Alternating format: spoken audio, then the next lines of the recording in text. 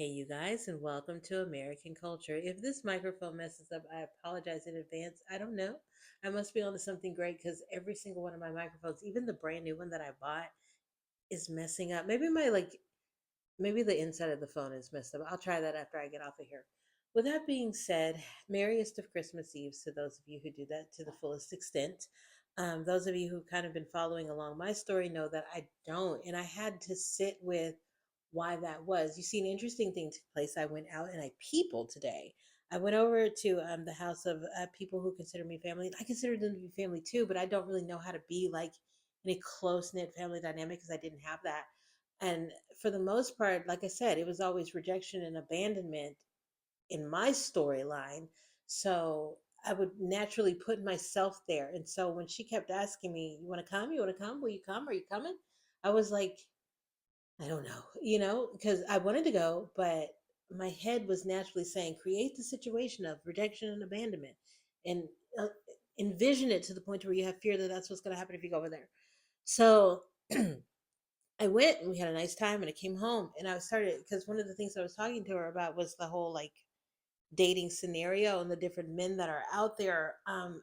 Just interesting. A lot of people just don't have purpose and are driven, but one of the major issues is that a lot of times when you'll meet somebody and try to get to know them, they want to immediately start being touchy feely and talk about like, like trying to kiss you and wanting to come over to your house.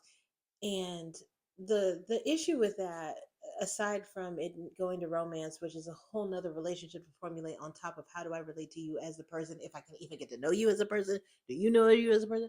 The issue with that whole presenting with that so quickly is it doesn't give anybody the opportunity to have any wants or desires of you.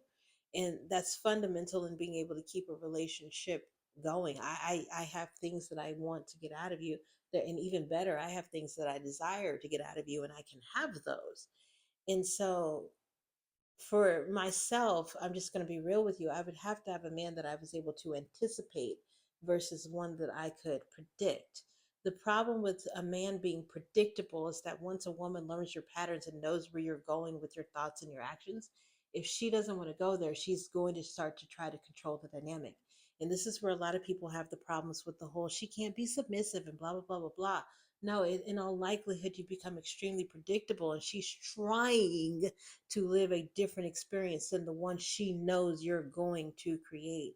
And so the best thing to do is to leave her in some space of anticipation.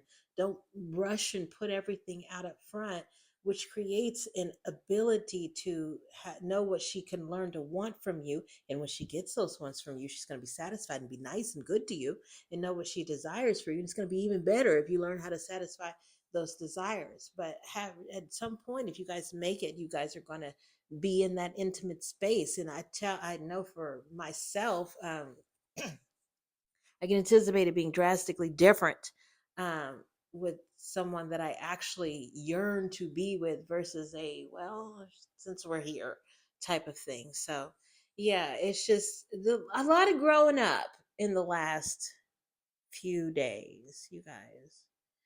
Have a Merry Christmas. If I feel like talking, I'll talk to you then. Bye.